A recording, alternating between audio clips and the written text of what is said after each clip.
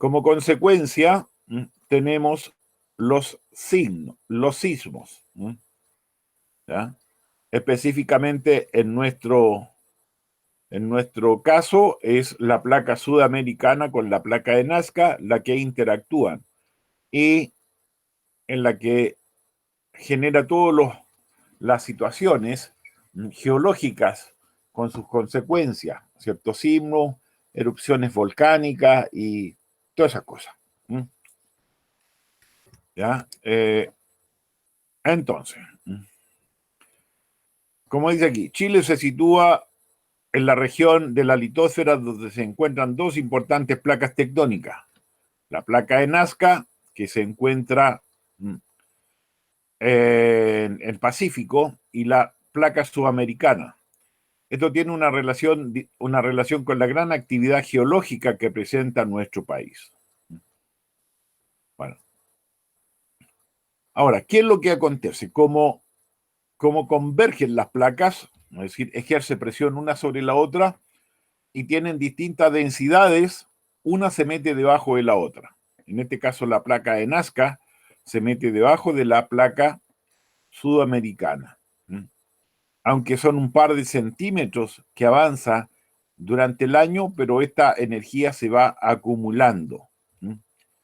¿Ya?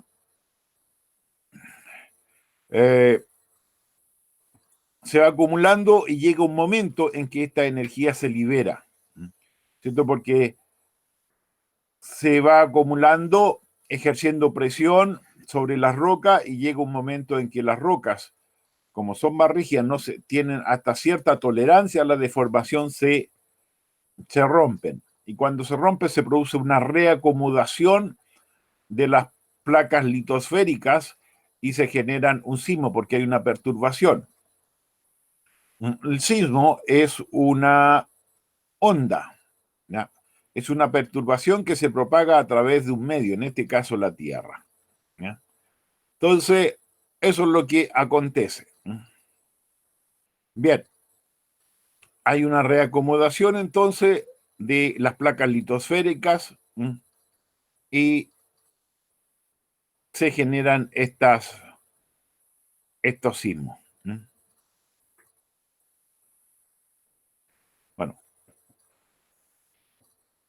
siempre cuando hay una reacomodación de las placas litosféricas se generan sismos, pero donde se produce una mayor acumulación es cuando hay una convergencia, límites convergentes. Donde hay menos es cuando ocurren en el mar, ¿no es cierto? ¿Ya? En las dorsales oceánicas. Bien, y cuando son transcurrentes los límites, también se producen, pero los mayores se producen cuando hay convergencia, como en el caso de Chile, y se da la situación también de que el choque entre la placa de Nazca y la sudamericana es mayor que en todas las otras placas. Por eso que es donde se producen los terremotos más grandes, los sismos más grandes. ¿Sí? ¿Carita? ¿Puedo hacer una pregunta? No, o sea, no es una pregunta de la ninguna materia. pregunta. Ya, dime nomás. Ya. Ya. Carita, es de que nosotros vamos a tener consejo de curso, porque, o sea, al menos, Sí, o sea, personalmente yo no. ¿Sí? sí. Y el Ya. martes teníamos, pues, pero no se conectó nadie. A mí me dijeron que se conectaban, entraban por la misma, por física entraban ustedes, pues los del cuarto B por física, los del cuarto A por, por matemática y los del cuarto C por inglés. ¿Ya? O sea, al menos yo no sabía eso, pero me surgió la duda así como ahora mismo. Sí, Ya. no, Muchas gracias. el martes tendríamos que haberlo hecho, no. Así que vamos a ver el próximo martes. Bueno, yo les voy a avisar. Yo pensé que le habían avisado los grandes jefes que tenemos, habían avisado esa cosa, pues, pero no sé si avisaron o no. A mí me llegó un correo que ellos iban a avisar. Igual que reuniones de apoderados también van a haber. por allá por julio, pero no sé, no recuerdo cuándo. ¿Ya? Bien. Entonces, Ya, ¿qué es lo que muchas gracias, ocurre? Carita. Que como la placa de Nazca se mete debajo de la placa sudamericana, y eso es lo que ocurre cuando hay subducción, una se mete debajo de la otra, la reacomodación se ocurre en la profundidad, a cierta profundidad. Y si se han dado cuenta, cuando hay un sismo siempre nos dicen en qué posición, la ubicación en la superficie terrestre y a qué profundidad ocurrió, que es de donde comenzó a producirse la perturbación. Bueno, donde se produce la perturbación, ¿cierto? Ese punto se llama hipocentro, que es el foco de donde se originan las ondas, porque ¿ya? Una onda es la propagación de la perturbación que se produce aquí. Y esas ondas que se generan son ondas mecánicas, necesitan materia, ¿ya? Y son esféricas, se propagan en todas las direcciones. Entonces, esas perturbaciones salen del foco y llegan a la superficie, directamente sobre el hipocentro. Y allí está lo que se denomina epicentro, que es el punto de la superficie que está exactamente sobre el hipocentro. ¿Ya? Eh, todo el plano donde está la ruptura, ¿cierto? A eso le llamamos la falla. El plano de la falla. En Santiago hay una ruptura que es la falla de San Ramón. ¿Ya? Y cuando reviente va a quedar el desparramo. ¿Ya? Entonces, ¿qué es lo que ocurre? De ahí salen las ondas. Y de aquí del hipocentro salen dos tipos de ondas. Las ondas primarias y las ondas secundarias. Las primarias son, son ondas longitudinales, es decir, ondas de compresión. Hay una compresión y una elongación. Compresión, elongación. ¿Ya? Son ondas longitudinales.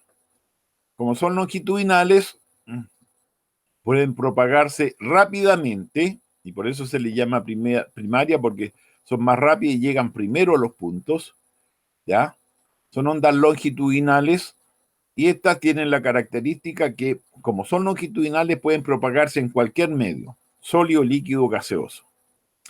Pero también, simultáneamente, nacen las ondas secundarias. Las ondas secundarias son ondas transversales, ¿ya? Son más lentas y no se propagan por cualquier medio. Son mecánicas, esféricas, pero no se propagan por cualquier medio. Por ejemplo, no se propagan en los líquidos, porque la presión hidrostática que se genera en los líquidos impide que se generen ondas transversales. Lo que ocurre, pero alguien podrá decirme, ¿y cómo en el agua las olas efectivamente son olas? Pero no son ondas transversales puras, es una combinación de ondas transversales con longitudinales. Por lo tanto, las partículas no suben y bajan, sino que suben, pero describiendo una elipse, ¿ya? Una elipse. Entonces tienen casi un movimiento circular. ¿Ya? Ahora, cuando van a llegar, ¿no es cierto?, las ondas van a salir del hipocentro, las ondas primarias, las ondas P y la onda S, y van a llegar al epicentro. Primero llegan las ondas P, las primarias, que son longitudinales. El sonido es una onda longitudinal. ¿Qué es lo que ocurre? Que a veces la frecuencia de esa onda primaria está sobre los 20 Hz y entra dentro del rango audible. Dentro del rango audible, entonces, ¿ya? podemos escuchar un ruido asociado a ese movimiento sísmico. Muchas veces los temblores, ¿cierto?, vienen con ruido. Es porque las ondas P, ¿cierto?, su frecuencia es superior a los 20 hercios. ¿Mm? Bien, entonces cuando llegan al epicentro, allí se generan nuevas ondas, se generan las ondas superficiales, las ondas de superficie, ¿ya?, que son las ondas R y las ondas L. ¿Mm?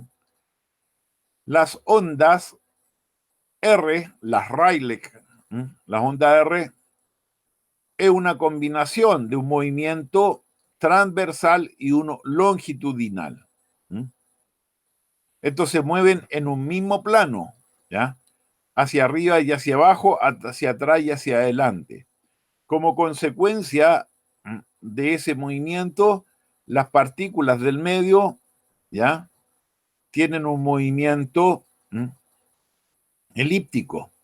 Y es por eso que parecen ondas, porque tienen el mismo movimiento que las olas en el mar, por ejemplo. Se van formando ondulaciones sobre la superficie de la Tierra. Cuando uno va viajando en la carretera, pero se notan, si las agarró en la misma dirección, uno puede notar cómo el terreno se mueve como olas en el mar. ¿Ya? Repito que estas se propagan en la superficie solamente, porque en las partes inferiores no puede, porque la presión hace que la onda transversal tenga ciertas dificultades. Pero también se generan las ondas L, las ondas Love, y estas son las que dejan el descalabro, ¿ya?, porque sacuden la Tierra pero para todos lados. Aquí hay un movimiento de las partículas, pero es en planos diferentes. Entonces, hay un movimiento, ¿cierto?, vertical, en un plano vertical, y hay un movimiento en un plano horizontal. Es decir, ¿ya?, aquí, si se fijan, siempre está en un plano vertical el movimiento, hacia arriba y hacia abajo, hacia atrás y hacia adelante, y por eso tienen ese movimiento. Pero aquí, fuera de tener un movimiento en un plano vertical, tiene un movimiento en el plano horizontal. Entonces, se mueve hacia arriba y hacia abajo y lateralmente. Es decir, si se fijan ahí, las flechitas rojas se mueven para todos lados aquí, pero también se mueven verticalmente. Entonces, estas ondas son muy dañinas, ¿ya? Son muy destructivas. Estas son las que causan mayor problema en todo lo que es la construcción. Bueno, estas ondas, bueno, son captadas, ¿no es cierto?, porque nosotros logramos captar estas ondas. No siempre, depende, ¿no es cierto?, de la experiencia que tenga cada uno. Nuestra experiencia nos hace en que generalmente nosotros desde cierto grado las percibamos porque estamos acostumbrados. En la Tierra, sobre todo en Chile, por ejemplo, tiembla todos los días. ¿Ya? Todos los días está temblando porque hay un reacomodo constante. ¿Ya? Pero como estamos tan acostumbrados, tiene que ser muy fuerte para que lo percibamos. En cambio, uno que no esté acostumbrado, por ejemplo, uno que viva en Europa, uno que vive en Brasil, en Uruguay, no está acostumbrado a que hayan temblores y puede sentirlos algunos casos que nosotros no los sentimos. ¿Ya? Entonces, esas ondas sísmicas se perciben y se registran mediante un sismógrafo. El sismógrafo es un tambor que tiene una cinta y que sobre ella se va grabando, se va imprimiendo la perturbación. ¿Ya? ¿Cierto? Primero va a recibir la perturbación correspondiente a las ondas P, después a las S, aquí cuando ya llegaron las S, a donde está el sismógrafo, es porque también está sobre la superficie, entonces también se activan y se generan las ondas L y R, que son las que tienen acá, que tienen una mayor amplitud, es porque hay una mayor vibración. ¿Mm?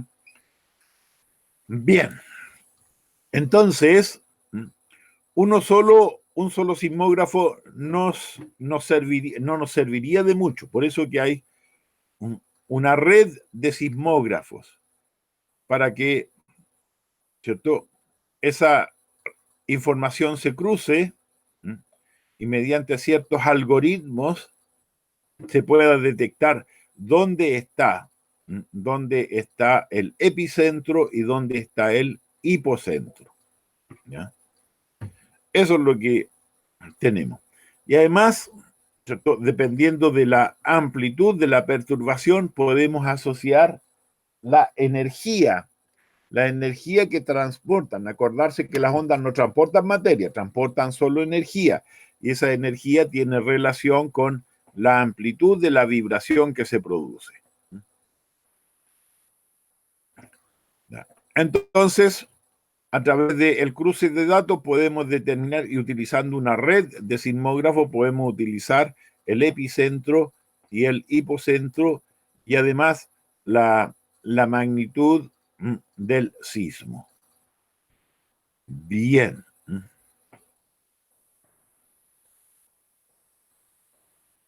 ¿Cierto? Y podemos ir analizando ya mediante los algoritmos, ¿cierto? Podemos llegar a determinar dónde se genera este sismo. Bueno, sabemos de la estructura de la Tierra no porque hayamos visto directamente esta estructura. Esto ha sido posible debido a estas ondas sísmicas. Considerando las características que tienen las ondas sísmicas, tanto las ondas P como las S, y las L y las R. Bueno, principalmente de las P y S, porque estas se propagan desde el hipocentro en todas direcciones. Y utilizando estos sismógrafos es factible determinar qué ha pasado con la velocidad de las ondas y con las direcciones de propagación. Bueno, debido a esos datos se ha llegado a descubrir, ¿cierto?, las distintas capas de la Tierra y la fase en que se encuentran. ¿Ya? Se ha logrado detectar en qué puntos cambia la estructura de la Tierra. Esos puntos, esos planos corresponden a lo que se denominan las discontinuidades. Entonces, la primera de ellas es la discontinuidad de Morovich, y después otra de las grandes discontinuidades es la de Gutenberg. Entonces, al principio, entre las primeras capas de la Tierra y la segunda capa, ¿cierto?, el manto sublitosférico y la litosfera, ¿ya?, allí hay un cambio en la estructura de la materia y aparece la primera discontinuidad grande, que es la de Morovich. Y después la otra grande en la que se produce entre el manto sublitosférico y el núcleo, ¿ya?, donde está la discontinuidad de Gutenberg. Y hay otras discontinuidades también menores, donde se separa la astenosfera de la mesósfera, el núcleo externo del núcleo interno, ¿ya? Y ahí aparecen otros tipos de discontinuidad. Bueno, analizando estas ondas primarias, se llegó a establecer esa relación, esos hechos de que, ¿cierto?, utilización de sismógrafos, se llegó a establecer la diferencia entre las velocidades cuando pasan por las distintas capas. ¿ya? Al propagarse, ¿cierto?, a través de la Tierra, las distintas ondas, las P y la S, las P podían pasar a atravesarla en todas las direcciones, solo que en algunas partes se producía sombra, es decir, sombra en óptica significa zona donde no llegan los rayos luminosos, pero en este caso las sombras corresponden a zonas donde no se perciben estas, estas vibraciones correspondientes al sismo, ¿ya? Y de acuerdo a ello, se descubrió que el núcleo, ¿ya?, que el núcleo tiene que tener una parte líquida, tiene que haber un fluido, porque las ondas S no pasaban. Y como son transversales, no se mueven en los líquidos. Bien, eso hizo que conociéramos las distintas estructuras que tiene la Tierra. Ahora bien, ¿cierto?, cuando hablamos de un sismo, hay ciertos parámetros, ciertas variables, ¿cierto?, que están asociadas. Una de ellas es la magnitud. ¿Ya? Los sismos son ondas, y la característica de las ondas es que transportan energía. Bueno, la magnitud, esta escala que mide la magnitud, tiene relación con la energía que se libera durante un sismo. Es una tremenda cantidad de energía. Los sismos, la cantidad de energía asociada son varias veces más que la energía liberada, por ejemplo, en una bomba atómica, la energía liberada en Hiroshima y Nagasaki. Bueno, hipotéticamente no hay un límite superior para la magnitud, porque la magnitud está relacionada, ¿cierto?, con la energía asociada a la energía asociada a la onda, ¿ya? Y tenemos que en la magnitud, la primera escala que aparece es la escala Richter, ¿ya?, y la más conocida, pero presentó algunas dificultades, ¿ya?, de precisión principalmente, y se reemplazó por la magnitud de momento, que es la que se usa actualmente. Es más compleja, pero es mucho más precisa. Bueno, esta escala no es lineal, ¿ya?, es una escala logarítmica. Y si bien no hay un límite para la cantidad de energía asociada a los sismos, lo que más se ha obtenido, ¿ya?, corresponde a la energía disipada en el terremoto de Valdivia, que fue 9,5. 9,5 grados de Richter modificada, que es la magnitud de momento. ¿Ya?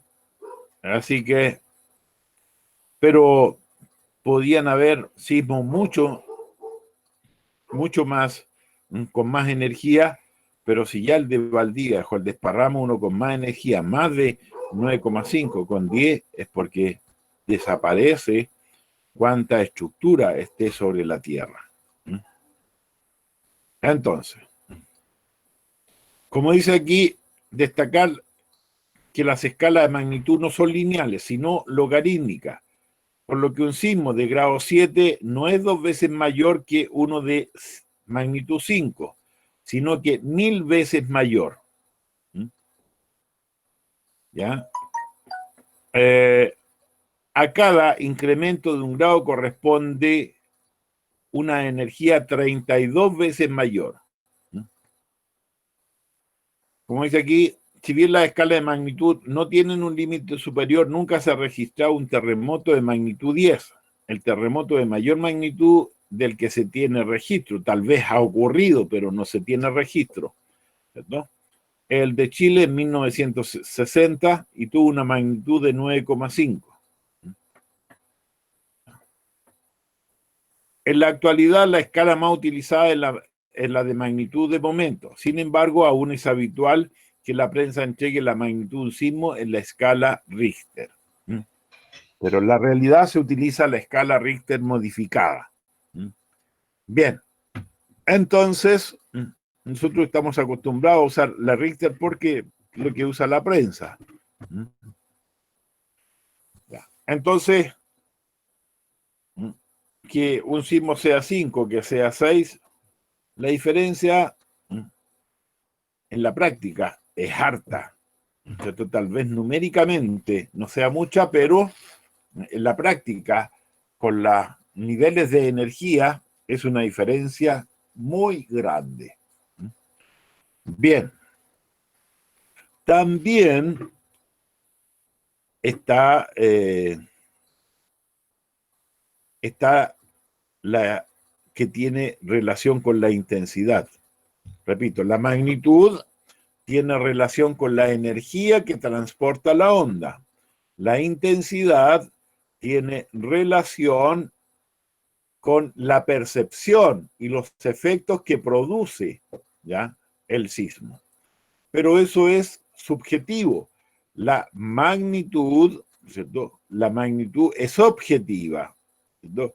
La energía la podemos medir, ¿ya?, con un determinado parámetro que es para todos y se calcula de la misma forma. Pero la intensidad, ¿ya?, no es objetiva, es subjetiva. Depende de la experiencia. Para nosotros, generalmente, la intensidad de los temblores, de los sismos, siempre sea baja porque la percepción que tenemos es aquella que estamos acostumbrados y nos hagan sentir de que es poca. Para otros es tremenda. Y eso a veces lleva a que se analice mal, ¿ya?, sobre todo las consecuencias de los sismos. Porque un sismo de intensidad 6 en Chile es harto distinto a un sismo de intensidad 6 en Brasil u otro, por ejemplo, México. ¿Por qué? Porque como nosotros estamos acostumbrados, no nos afectan en demasía. Pero los brasileños, los mexicanos no están tan acostumbrados.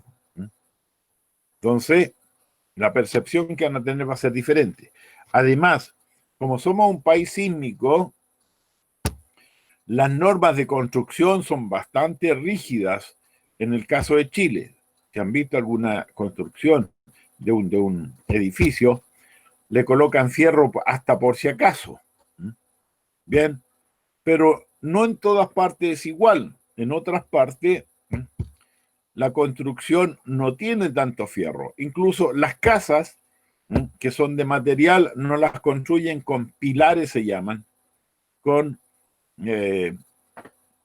fierro, sino que lo que hacen es irla de puro ladrillo y las van entrelazando. ¿Ya? Pero aquí las normas son bastante rígidas, entonces eso hace que ante un sismo, ya el efecto es distinto en las personas porque estamos acostumbrados y los edificios aguantan, ¿no es cierto?, los remesones. Entonces podemos decir que la intensidad es poca, pero ese mismo sismo, con la misma magnitud, la intensidad va a ser diferente. Si ese mismo sismo lo colocamos, por ejemplo, en, qué sé yo, en Brasil o en Uruguay, la gente se va a asustar más, los edificios muchos caerían, ¿ya? Se partirían muros, cosas de ese tipo. Sí, dime, hijo. Pero, por ejemplo, para que un terremoto de escala 7 o 6, como dice usted, llegue a Brasil, el hipocentro tiene que ser mucho mayor, ¿o no?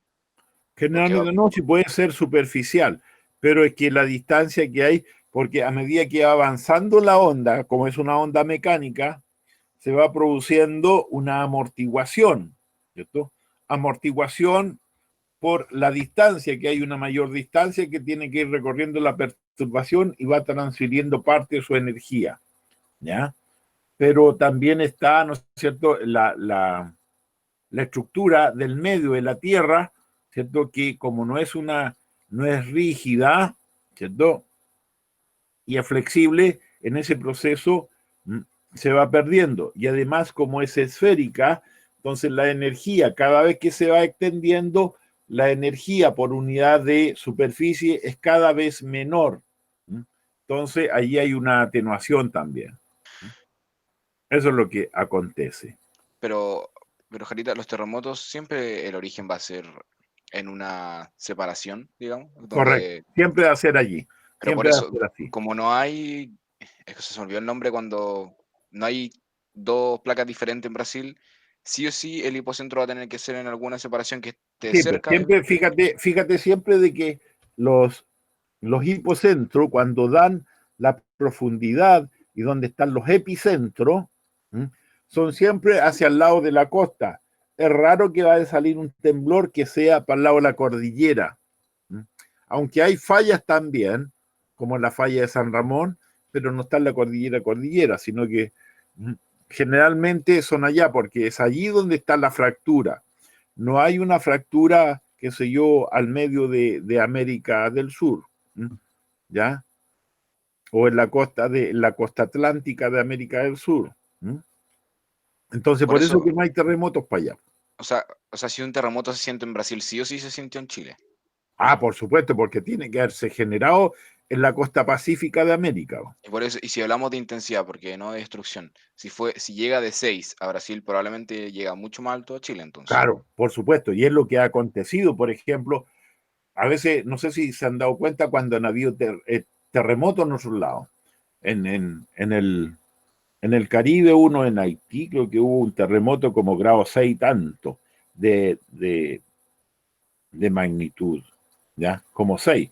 Y para nosotros una magnitud de 6, sí, mueve los edificios, nos damos cuenta, se cortarán las comunicaciones por un instante, pero no sea mandar un edificio completo abajo, ¿ya? Pero allá quedó el soberano desparramo, pues, con esa magnitud de 6. Es decir, aquí, a ver, la magnitud fue la misma allá que acá, 6. La energía asociada fue la misma, pero la intensidad es diferente. Aquí fue una intensidad baja, allá fue una intensidad alta. ¿Por qué? Porque aquí las estructuras de construcción, nosotros estamos acostumbrados, no nos afectan. Pero allá, en que no tienen las mismas normas de construcción, no está acostumbrada la gente, el efecto fue mucho mayor. ¿Ya? Se caen las casas, con la misma energía se caen las casas, etcétera, etcétera. Porque acuérdate que la magnitud es energía y eso es objetivo. La intensidad tiene que ver con los efectos y esto es subjetivo. ¿Ya? Entonces el hipocentro fue como en un punto medio entre estos dos países, porque para que llegue la misma energía a los dos lados tiene que ser como equilibrar la cuestión, ¿o no? No, no, no. No, que va llegando menos para allá. Nosotros que estamos más cerca aquí, generalmente se ocurren siempre en nuestro caso, en la costa de Chile o en la costa de Perú, que están la placa sudamericana y la de Nazca. Y los otros que se producen donde hay harta convergencia es en el Pacífico Sur, ya acá. Fíjate que los, aquí está, fíjate que donde hay subducción, si te fijas en la flechita aquí, entre la placa de Nazca y la sudamericana, aquí las placas convergen y donde convergen nuevamente es por este otro lado, ¿cierto? Aquí la Pacífica, la Pacífico con la Indo-Australiana, ¿ya? También convergen allí. Entonces, allí, en todas estas partes donde están esas puntitas marcas negras, es porque allí se produce convergencia. Y en esa parte se producen muchos temblores y terremotos, ¿ya? Pero en las otras partes, en las placas, no se produce tanto. Aquí donde hay las transversales, donde hay divergencia, allí no se producen prácticamente temblores. Y lo otro donde se producen poquitos temblores cuando hay zonas de transcurrencia, se refriegan unas con otras, como aquí, por ejemplo, en Estados Unidos, en San Francisco, ¿ya? Y por acá también entre estas placas, ¿ya? Que están entre Asia y la placa indo-australiana, ¿ya? Pero la demás, no, por aquí, por ejemplo, en Brasil, si te fijas, aquí está lo de Chile, aquí se une la placa y la otra placa donde hay un límite entre placas está en el Atlántico, ¿ya? Entonces, los terremotos, el acomodo de la placa se produce en la frontera, aquí en Chile, y de ahí se proyecta, pero que llegue para acá, al extremo, acá donde está Brasil, ¿cómo se llama? Es re poco porque hay mucha amortiguación de aquí hasta allá, ¿ya? Igual que en Europa, Europa que está, ¿no es cierto? ¿A dónde está Europa? Por acá está Europa, ¿no es cierto? También aquí, norte de Europa, aquí no pasa nada, ¿ya? En África tampoco, porque, ¿ya? Sobre todo sur de África, no hay temblores para allá. Donde hay, es allá en Japón, toda la parte de Indochina, ¿no es cierto? Allí hay temblores. Bien, entonces, seguimos con esto, con la intensidad.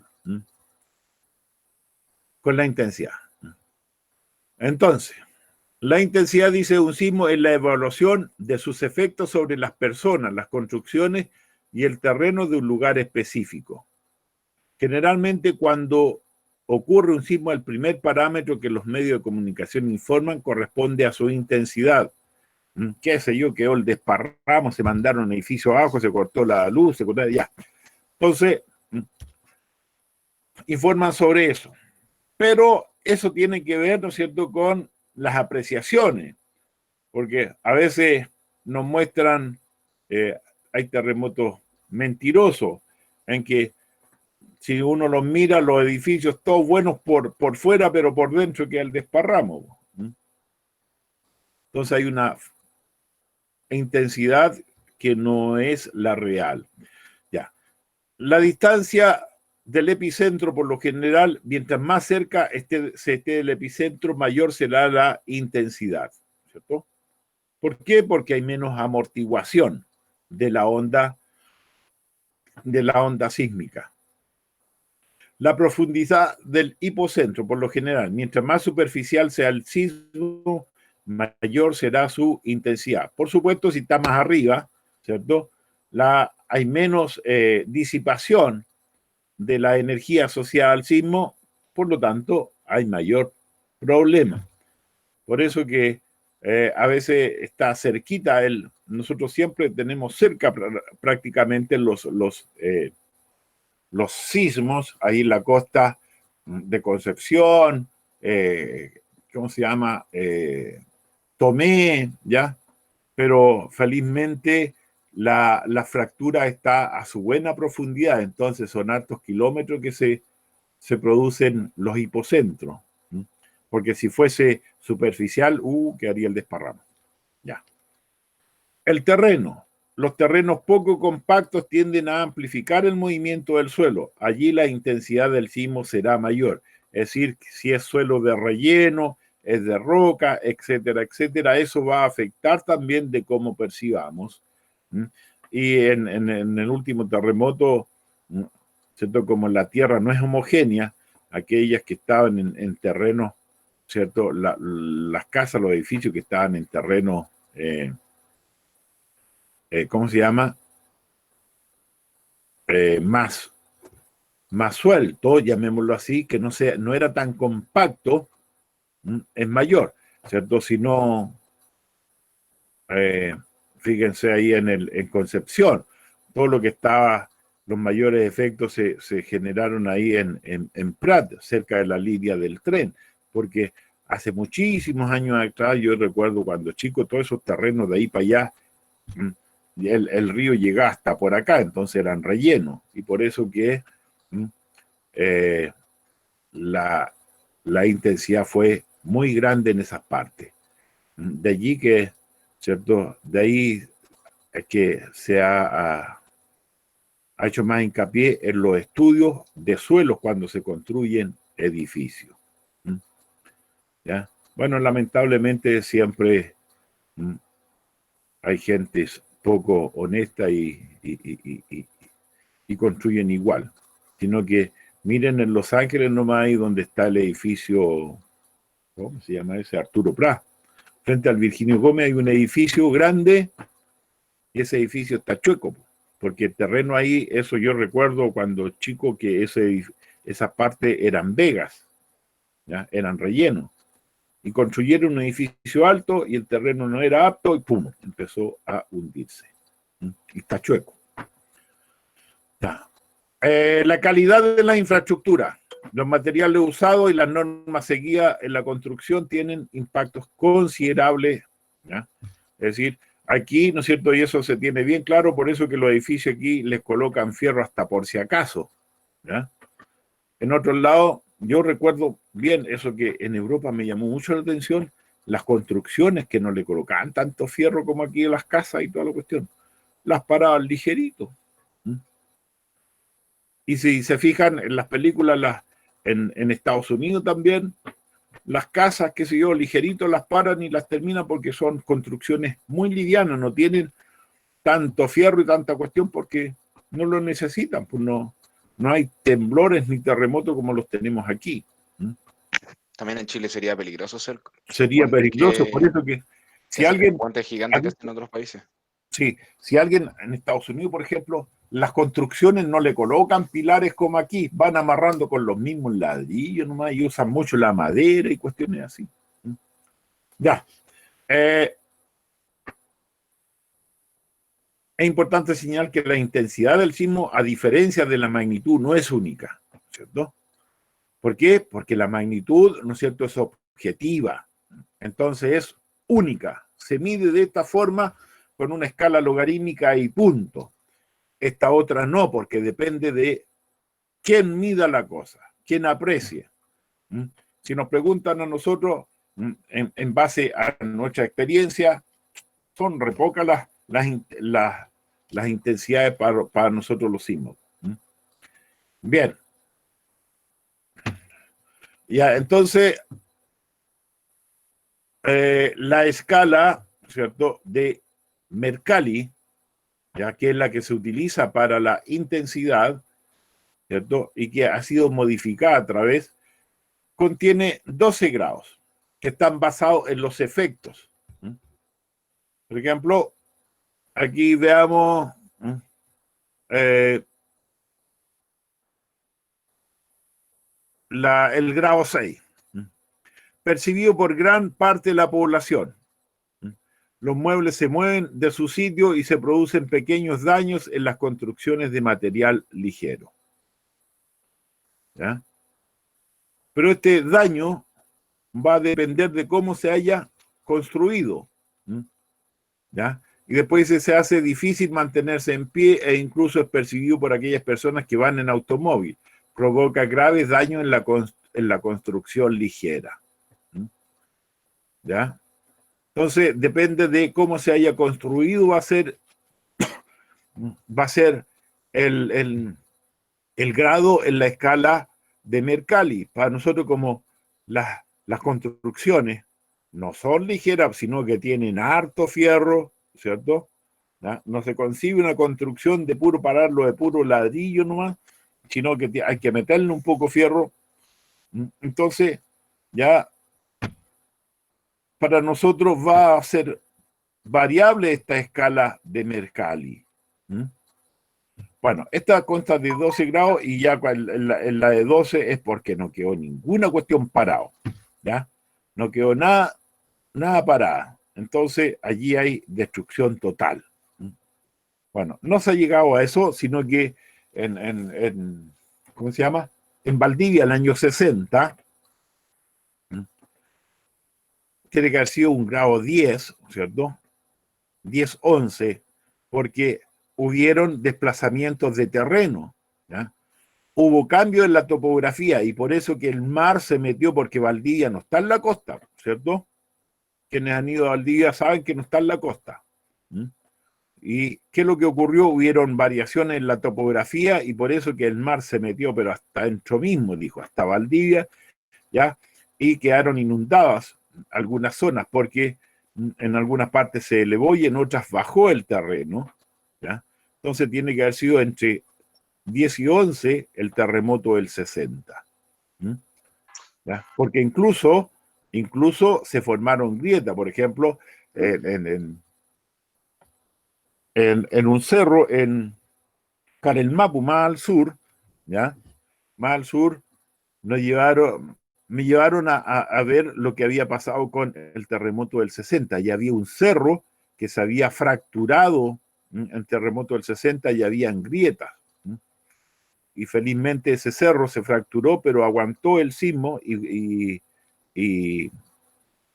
protegió a la villa esa que había en Calmapu, ya del tsunami que se generó después. Bien, pero tenemos que, ¿cierto? Hay esta escala de Mercalli ya es muy subjetiva. Bueno, hay efectos de los sismos. Se caen los edificios, es un efecto. Pero también eso es la construcción. Se parte el terreno, ¿ya? Se forman grietas. Eso es efecto. Pero también hay otros efectos, ¿ya? Entonces, por ejemplo, ¿qué es lo que ocurre? ¿No es cierto? En el interior hay variaciones en las presiones en lo interior. Y en el interior, ¿cierto? En el manto sublitosférico externo, ¿cierto? La materia está como fluido. Entonces las variaciones de presiones hacen de que, ¿cierto?, los volcanes también experimenten, ¿cierto?, algunos problemas relacionados con este movimiento. Y de repente, ¿ya?, se generan diferencias, se producen desequilibrios entre la presión exterior y la presión del interior, que están conectadas por estos volcanes, estos conos, por una chimenea, y cuando se produce esa diferencia y la presión exterior es menor que la interior, ¡pum!, se va a producir, ¿ya?, flujo desde el interior de la Tierra hacia el exterior de la Tierra. Y fuera de la lava aparecen gases y todo lo que está relacionado con la fuerza. Pero también tenemos que estas fallas, esta subducción, por ejemplo, se produce en la costa, donde se encuentran las placas, ¿eh? Y se producen perturbaciones en el mar. Perturbaciones en el mar que hace que grandes masas de agua sean perturbadas. Y al perturbarse, hay una gran cantidad de energía que comienza a transferirse. Entonces, ¿qué es lo que ocurre con esta energía? Esta energía es transportada por el agua hacia las costas y como al acercarse el agua, ¿cierto? Como al acercarse la perturbación a la costa, la profundidad que tiene el agua es cada vez menor, entonces la perturbación va haciendo de que la energía se concentre y se vayan elevando las olas vayan adquiriendo mayor altura. Cuando está en alta mar, la profundidad, ¿cierto? La profundidad es harta, ¿cierto? En los bisales oceánicos allí es grande la profundidad, pero a medida que se acerca a la costa disminuye esa profundidad y cuando ya entra en la plataforma continental cada vez menor, entonces comienza a subir la altura de la ola. Y cuando llega a tierra, ¿cierto? Viene con mucha energía, o sea, ha concentrado la energía y al reventar la ola, revienta, ¿cierto? Se libera toda esa energía y deja el soberano desparramo. ¿No es cierto? Hay olas, pero hasta de 40 metros. ¿Ya? No todas los temblores, terremotos van a producir un tsunami. ¿Ya? Tienen que darse ciertas condiciones que tienen que ver con dónde se produjo, ¿ya? Cómo fue el acomodamiento, porque el acomodamiento puede que no haya producido una perturbación grande, ¿ya? En las masas de agua para que ésta se propague. Pero generalmente cuando son grandes terremotos, ¿no es cierto? Grandes sismos en la costa de Chile o por allá por Japón, en la costa del Pacífico Sur, como está muy cerca la plataforma, ¿ya? Las placas están muy cerca de la costa, se producen estos tsunamis. Unos pequeños y otros mucho más grandes. Bueno, ¿qué es lo que acontece? ¿Ya? En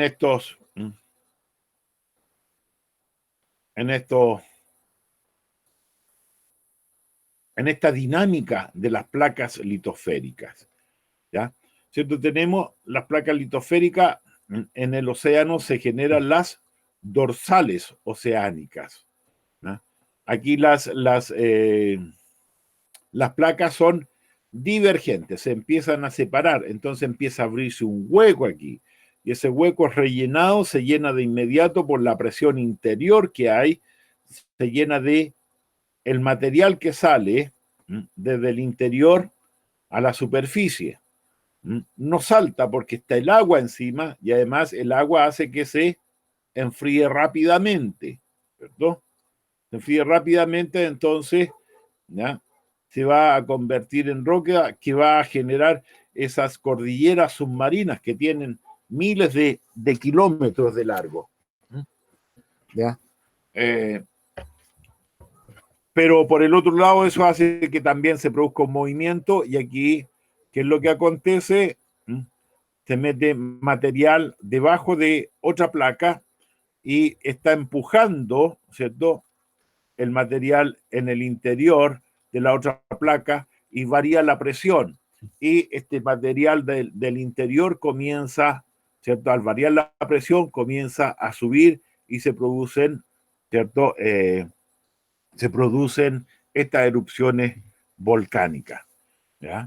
Entonces, como dice aquí, cuando entre dos placas se produce subducción, como en el caso de la sudamericana con la placa de Nazca, la presión y fricción entre ellas hace que el magma, ¿cierto?, que está acá en la capa sublitosférica, en el manto sublitosférico, generando volcanes en la litosfera continental, ¿cierto?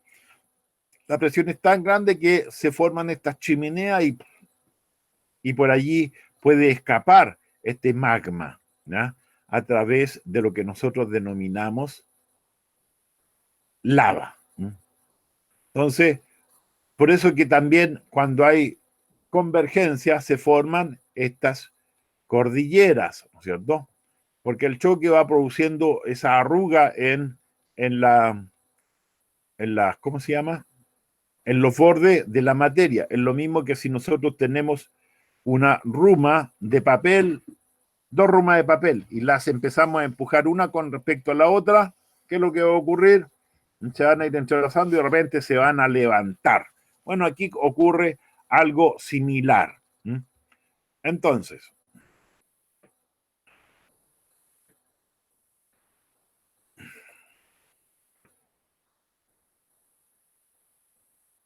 Entonces, en los volcanes, ¿cierto?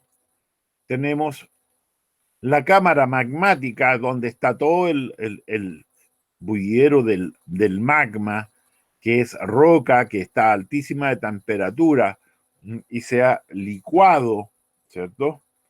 Generándose como una pasta. Cuando varía la presión exterior con la presión que hay aquí en el interior, ¿ya?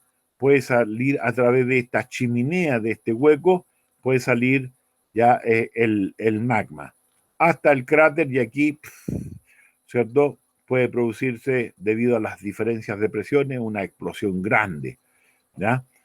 A veces está la presión que se ejerce, que se produce una explosión y vuela todo el cono del, del cráter. Ha ocurrido con Krakatoa, por ejemplo, por allá por el lado de Japón, ¿ya? Eh, y no solo hay una chimenea principal, también hay chimenea secundaria y hay cono secundario.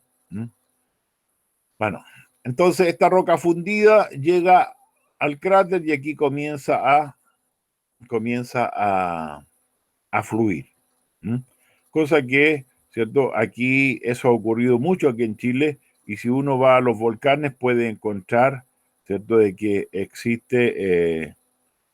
existen rocas de origen volcánico en todos ellos, ¿ya? Bien, ¿cómo se produce la erupción? Cuando dice boom, ya. Entonces aquí hay una variación de la presión y por eso que al variar la presión hay ¿cómo se llama? Un reordenamiento, una ordenación, un reacomodo de las rocas que en el interior de las placas y todas las fisuras que se generan y por eso que también hay una serie de sismos de pequeña intensidad que se van generando cerca de los volcanes. Y seguramente eso se habrán dado cuenta que porque aquí tenemos cerca y generalmente escuchan que se están produciendo sísmicos cerca de los volcanes, qué sé yo, de los distintos volcanes, el Antuco, de todos los que están por aquí cerca y en el sur y todos ellos. Da. Dice, simular la erupción. Sin embargo, a partir de dicho modelo, solo es posible representar algún aspecto del proceso eruptivo. En un volcán real, la alta temperatura del magma y su contenido gaseoso lo hacen menos denso que las rocas que lo rodean. Por esta razón, ascienden acumulándose en la cámara magmática. Acordarse que en el interior se producen corrientes de convección, cálida ascendente y frías descendente. Si esta se encuentra llena, el incremento del magma hará que la presión interna de la cámara aumente hasta que se produzca una erupción volcánica. El proceso completo se resume en la siguiente secuencia. ¿Ya?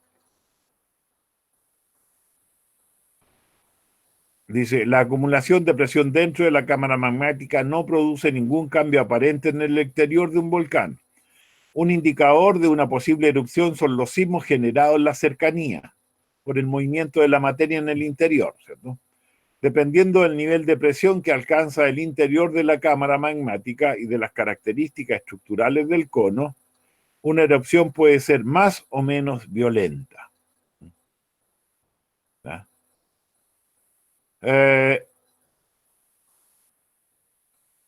La extensión del cráter dejando por la erupción depende de la cantidad de energía y de lo abrupto de su liberación.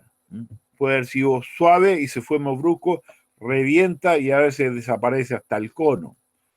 Una vez que el cráter se enfría, comienza nuevamente a acumularse material en su interior. Bueno, este proceso de expulsión puede ser de un viaje o puede ser de a poco, ¿ya? Y no solo aparecen la lava, sino que también, ¿cierto?, restos de gases y ceniza, como lo que ocurrió en el sur, ¿cierto?, que se cubrió por harto tiempo ya ¿cómo se llama? El cielo. Ya, y como esto, aquí hay nieve, comienza a derretirse la nieve y la lava al salir ¿no es cierto?, va derritiendo esa nieve y también esa nieve comienza a transformarse y a fluir y va arrastrando materiales y se producen esos deslizamientos que a veces generan mayor daño que la misma erupción. Bien, eso es lo que tenemos con respecto a la Tierra, porque después vamos a ver, ¿cómo se llama? El universo y su estructura. Bien. Preguntas, porque son las 3 y tanto, 20 para las 4 ya. ¿Ya? No hay preguntas. Jarita, yo tengo una pregunta, pero es de un ejercicio. Bueno, muéstrelo nomás su ejercicio, a ver. Ya. ¿Puede dejar de presentar, por fin? Bueno, yo dejo de presentar, de tener la presentación, ¿ya? Y ahora va a presentar usted. ¿Mm? Yo por lo menos no le veo tanta titía, no sé. Le veo muy poca. ¿Se ve? Ahora dice que la Florencia Martínez González está presentando, ¿ya? ¿Se ve el No ejercicio? veo nada aquí, yo A ver. no veo nada. Sí, Sí, se ve. Ahí ya. Ah, Si se ve, tiene que elegir tu pantalla. A ver, ahí se ve. Sí, se ve. espérate. Sí, tiene que seleccionarla. Sí, pues, pero es que espérate, deja pillar a donde tengo una lista grande aquí, no la pillo, pues, espérate. Benjamín, Camila, Catalina, Crescente, Daniela, Diego, Emilia, Fernando, Flor, aquí está, ya te pillé. Entonces, aquí sí. Ya. Florencia Martínez está presentando, pero veo un mono nomás. Sí, había una parte que a mí me parece como que... Pero se ve el ejercicio 7, ¿los otros lo ven? No, no lo veo yo. Sí lo veo. Yo no lo veo, pues. Pero yo abandoné, sí. Como cicatrizar. Pero apretó bien, Jarita. Ah, Apretó bien. No, ¿en serio no le sale? sí, no lo veo yo.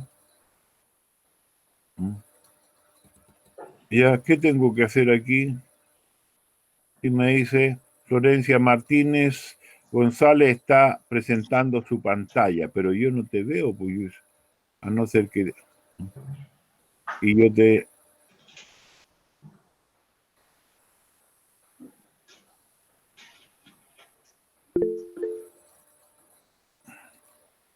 Ya, ¿qué andáis haciendo, Jorge Zúñiga ahí?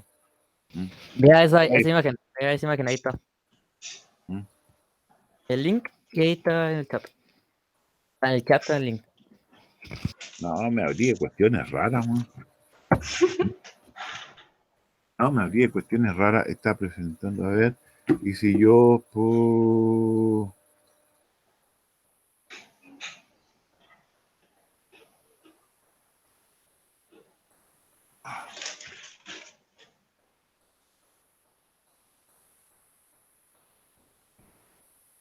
Jarita, vea los comentarios y abra el link. ¿Cómo? Vea los comentarios y abra el link que está en azul. El chat. Ya lo vi, ya. Ahora sí dijo. Ahí puede compartirlo usted si quiere. Ya, aquí está, sí, aquí lo veo, la cuestión medio borroso, pero ya, ahora se aclaró. Yo pensé que eran los lentes. Dice, el 7, dos Sí. centros sismológicos P y Q se encuentran separados entre sí por una distancia de 900 kilómetros. Al producirse un sismo, calculan que el epicentro se encuentra a 300 kilómetros de P. ¿Y cuánto era? Bueno, que haría 600 del otro. ¿Ah? En algún punto del camino rectilíneo que pasa por ambos centros. Si se sabe que el hipocentro se encuentra a 1000 metros de Q, a qué profundidad se encuentra del foco. ¿Mm? ¿Ya? Bueno, habría que calcularlo nomás, po. ¿Mm? Entonces, fíjate lo siguiente. ¿Mm? Ya, porque si hacemos un monito, ¿qué tengo aquí? Aquí voy a tener, no, a ver, aquí. Ya, ahí voy a tener uno, ¿cierto? Que es P. Y por aquí vamos a tener a Q. Jarita, ¿comparte usted mejor lo que está viendo? Sí, pero espérate, deja, estoy haciendo el mono primero, pues. Ya, ya. Ya. Ya, entonces aquí me dicen que hay 900 kilómetros. Es que estoy haciéndolo en voz alta para mí. ¿Ya? Lo estoy haciendo en voz alta porque así me entiendo yo. Anda la cuestión, dijo. Entonces, 900. Aquí. Y dice que él está de aquí, está a 300. Y aquí habría 1000. No entiendo, no me cuadra, oye. A mí tampoco me cuadra. No me cuadra. Flo, ¿cuál es la respuesta, Flo? Se supone que la D. ¿800? Es que, A mí me dio, profe. a ver, espérate. Ahora, ¿o no? Son 900, son 600. Es que ¿Son tiene que ser cuántos lo como que un son? triángulo 1000. y la Sí, un hipotenusa, triángulo tiene que formarse un triángulo, pues. la hipotenusa es 1000 Si la y hipotenusa es los 1000, un catetos 600. cateto es 600, ¿cierto? Un cateto es 600, entonces sería 1000 al cuadrado menos 600 al cuadrado. Po. ¿Ya? Menos 600 al cuadrado, es decir, serían... Jarita, ¿Ah? que hay algo que nos dijo, que para dibujar el triángulo, el hipocentro, hay que acordarse que siempre va lineal para abajo. Entonces está la misma Sí. línea que los 300 kilómetros separados. Por eso se forma un triángulo rectángulo donde la hipotenusa es 1000. ¿Ya? Y como hay 900 kilómetros entre P y Q, y de P está a 300, del otro de Q está a 600. ¿Ya? Entonces te queda un triángulo rectángulo de hipotenusa 1000 al cuadrado menos los 600 al cuadrado, y sacan la raíz cuadrada de eso y queda 800. Sí, da, porque es que fíjate que como entre P y Q hay 900 y queda 600 de Q. Si tú trazas de la superficie hacia abajo, que está donde está el hipocentro, lo que tienes que calcular es eso, que es la profundidad, y la hipotenusa serían 1000, te va a dar los 800. ¿Lo entiendes o no? Sí, yo ahí caché. Ya. Entonces, ahí sí, ¿cierto? Ya. Gracias, Jarita. ¿Alguien más? Sí, no hay problema. ¿Alguien más? Yo tengo una. Sí. Voy a presentar yo. Bueno.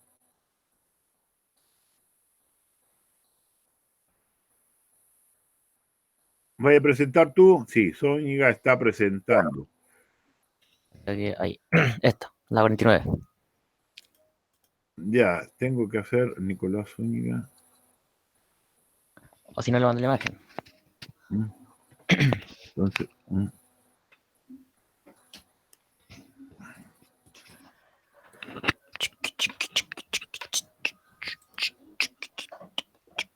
La veo, ¿no? no. Tiene que ir a. No al Nicolás Zúñiga donde aparece Sí. la línea. Aparece ¿Cómo presentando. puede ser la de la, ¿cómo se llama? La flor. De la Flopo. Acá está la de Zúñiga. Sí.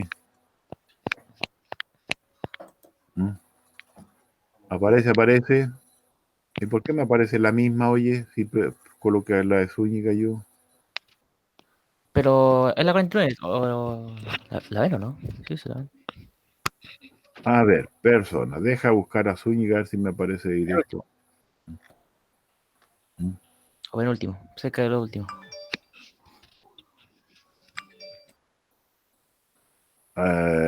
Pablo aquí está Nicolás. ¿No? No.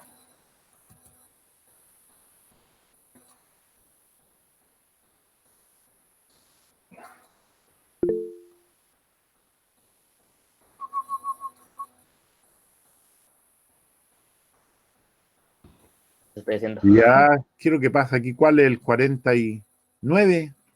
Sí, 49. A ver, una pelota de masa 2 kilogramos va cayendo verticalmente a través del aire, el cual presenta una fuerza de roce vertical hacia arriba de 20 newton. Si de pronto el viento horizontal hacia la derecha empuja con una fuerza de 40 newton. Entonces, ¿cuál será la aceleración de la pelota en ese instante? A ver, tenemos hacia abajo, hacia arriba 20. Y hacia abajo está la fuerza de 20 también, ¿cierto? Sí, porque se está igualando, ¿cierto? Se está igualando. Hacia abajo lo que está actuando la fuerza, que es el peso, ¿cierto? Sí. Y el peso sería 20 newton, porque son 2 kilogramos por la aceleración, aproximémosla a 10. Sí, con 10. 2 por 10 sería 20. Hacia abajo una fuerza de 20. Y para arriba el roce dice que es 20. Entonces está equilibrado el roce. El roce está equilibrado. El cuerpo se está moviendo con movimiento uniforme hacia abajo. Y es lo que ocurre en la realidad. En la realidad, los cuerpos comienzan a caer, se aceleran hasta que llega un momento en que la fuerza de roce se iguala con la fuerza de atracción. Y allí el cuerpo ya no puede acelerar más y sigue cayendo con velocidad constante. Entonces, ¿ya? Si de pronto el viento horizontal hacia la derecha empuja con una fuerza de 40 newton, ¿cuál será la aceleración de la pelota? Fácil, pues. F igual M por A. Sería 20. Por lo tanto, la aceleración sería 20, pues. Que con eso da 20, a mí igual me dio 20, pero según Nico 10. Esa según la respuesta. Sí, son la respuesta 10. 47B. Ah, no, 49, miento. 49. Ah, sí, correcto, esa. Estoy leyendo, esa. Bra, sí. Entonces, al final, la primera parte del enunciado está de más. Sí, está de más porque las fuerzas se están equilibrando, así que está de más. Si aplicaras la fuerza del viento directo, ya los 40 newton daría 20, igual. Jarita, Sí. pero si realmente estuviera cayendo sin una fuerza contraria, o sea, si estuviera cayendo ese ejercicio, ¿podría entrar la PSU? Como que esté cayendo y le aplica una fuerza para la derecha. No, eso sería en específica. Shit. En específica sería porque allí tendría un movimiento parabólico. Sí, ¿ya? pero yo creo que eso tampoco entraría, Jarita, porque Tiene un movimiento parabólico. son Bueno, en cálculos realidad complejos. no entraría porque movimientos parabólicos no está dentro ni del programa ni del... Pero nunca se sabe. Ya, está dentro de lo que es el ¿cómo se llama? Gravitación, pero no del cálculo de ese tipo de aceleraciones. ¿ya? Pero eso podría saber la velocidad final. ¿Ah? Podría saber la velocidad final. Sí, ahí podría, porque allí estaría, si no hubiese el roce, tendría un movimiento parabólico, ¿ya? Y porque allí es un movimiento compuesto, un movimiento horizontal y un movimiento vertical. Y en ese caso sería un movimiento compuesto de dos movimientos acelerados. Es complejo, lo más que ve uno con los cabros son, bueno, yo los veía en todo caso en el lectivo, veía el acelerado para los dos, pero generalmente uno ve acelerado y movimiento constante. Pero está interesante eso. Y la 50. La 50, a ver. Dice que sobre un cuerpo de 2 kilogramos ubicado sobre una superficie horizontal actúan distintas fuerzas aplicadas en forma paralela al piso, tal como muestra la figura. Solo se desconoce el valor de la fuerza F, pero se sabe que el cuerpo se mueve con velocidad constante de 2 metros por segundo hacia la derecha. Bueno, no importa que se mueva hacia la derecha o hacia la izquierda en este caso, porque se mueve con velocidad constante. Y si se mueve con velocidad constante, la fuerza neta debe ser 0. Y allí entonces tendría que 20 newton debe ser igual a 14 newton más F. Es decir, las fuerzas que van hacia la derecha deben igualarse con las fuerzas que van hacia la izquierda. Entonces tendría 20 newton debe ser igual a 14 newton más F. Por lo tanto, F debería ser 6 newton. Y da lo mismo que tenga velocidad. Da lo mismo que se mueva para la izquierda, para la derecha, como es velocidad constante, puede ser 2 metros por segundo, 20 metros por segundo, 1000 metros por segundo y va a ser lo mismo. Jarita, fuerza aplicada implicaba aceleración entonces. Si la fuerza aplicada No es 0. en la fuerza resultante no es 0, va a haber aceleración. Siempre va a haber aceleración. Entonces como la velocidad constante no tiene que tener aceleración. No. Correcto. Si la velocidad constante, la suma de la fuerza debe ser 0. Ya sea si está en equilibrio estático, es decir, si está en reposo, o si está en equilibrio dinámico, es decir, se mueve con movimiento rectilíneo uniforme. ¿Ya? No entendí. Vale. ¿Ya? Vale. ¿Listo? Taylor. Ya. A dormir. Ya me voy a desconectar porque me está bajando una urgencia, hace mucho frío donde estoy, así que ya. Ahí hablamos, caballo. De ahí nos vemos, chiquillos. Chao, joven. Chao. Chao, profe, que esté Chao, bien. chao. Chao. Listo. Chao,